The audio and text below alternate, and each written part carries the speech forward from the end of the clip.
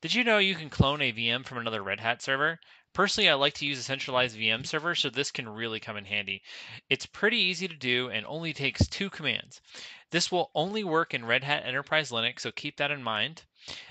This is Beat from Taytog Tech, and today I'm going to show you how to clone a remote VM in Red Hat Enterprise Linux. I've got a favor to ask.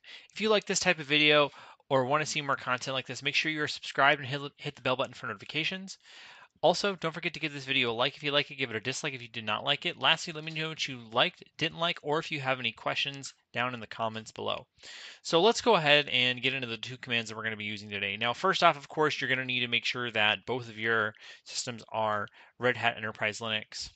Fedora should work as well, just any kind of derivative of Red Hat Enterprise Linux. So right here, I've got my 2 servers. I've got my host server right here, which is just the home server, and then I've got this other server that's Alma Linux. That's going to be our destination. Now let's look on this destination.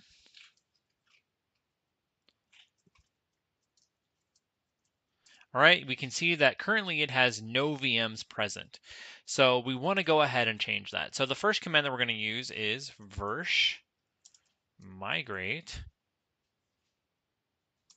tac offline tac persistent. And then we're going to go ahead and put our VM name in there, which in my particular case is Ubuntu server.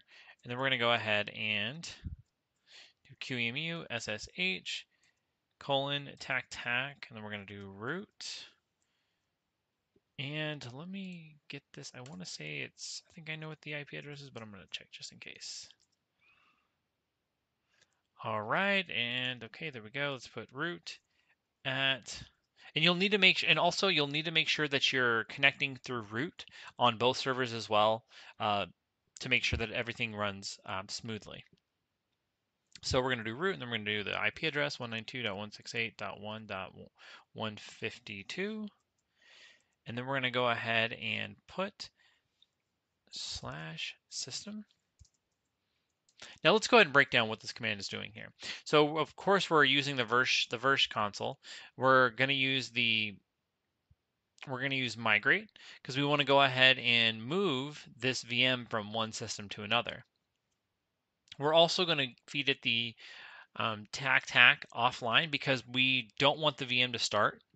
We want to keep it offline, and then we're going to do tac persistent because we want it to stay on the destination machine. And then we're going to go ahead and use QEMU plus SSH to go ahead and allow us to connect for management on the destination server. And we're going to go ahead and connect through that at root at the IP address, and then we're going to do / and then system. And that's going to allow us to actually transfer the VM over. So let's go ahead and hit enter. All right, we got to put in the password for root on the other system. All right, perfect.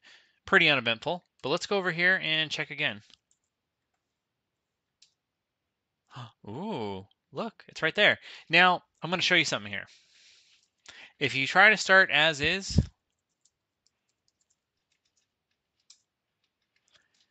it's going to say fail to start domain Ubuntu server, cannot access this storage. Now, if we go to this location,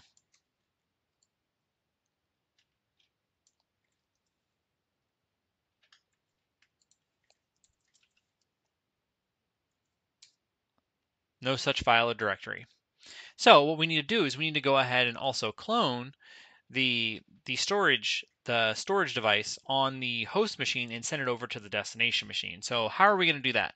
It's pretty easy. We're going to use secure copy, which is the SCP command, and then we're going to go ahead and set it for bar libvirt images and Ubuntu server .qcow. All right, now we need to go ahead and put in, we're going to do root at the IP address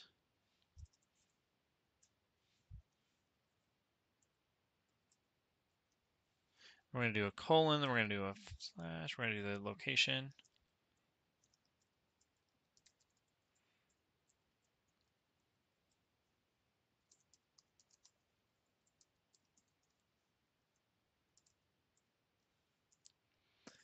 All right, so let's go ahead and break down this command. So we're using secure copy. Essentially what secure copy does is it allows you to copy things from one system to another, but it's going to encrypt it. It's going to do it over SSH so that you get that privacy.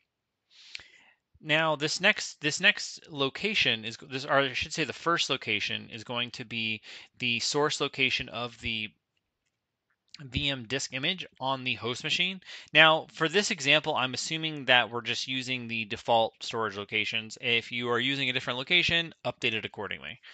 All right, so that's what we're doing here. And then the second file location is we're actually going to be putting in the root credentials for the destination system, and then we're also going to go ahead and put a colon and then slash the path, because basically what we're saying here is we're saying, hey, I want to go ahead and SSH into this destination system as root, but I want to go ahead and take this file from my host system and I want to place it in this location on that remote server. Now, make sure that you type in the name exactly as you want it here, because it's really easy to just go like this. And what do you think is going to happen? Well, I'll tell you. If you do it just like that, you're going to be missing the QCal, and then when it goes to actually search for it, it's not going to find it. So make sure that you're transferring everything exactly as it was on the host machine to the destination machine to make sure that everything runs smoothly. All right, now this will, depending on the size of your drive, this will take a little bit of time. So let's go ahead and put that in there.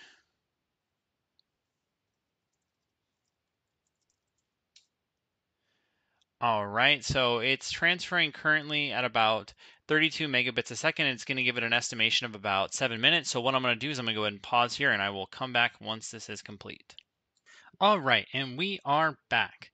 Okay, so yeah, it looks like we got everything finished here. Looks like it was a transfer the total of 15 gigabytes.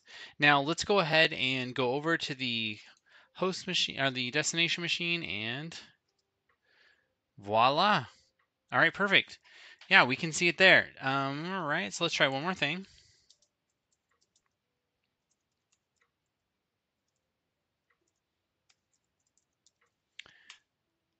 And it works. There we go. Let's go ahead and also just, so I can show you that everything works.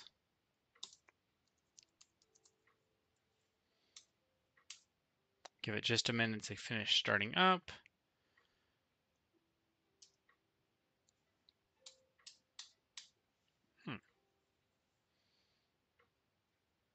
There it goes. All right. Whoops, not really sure what that was.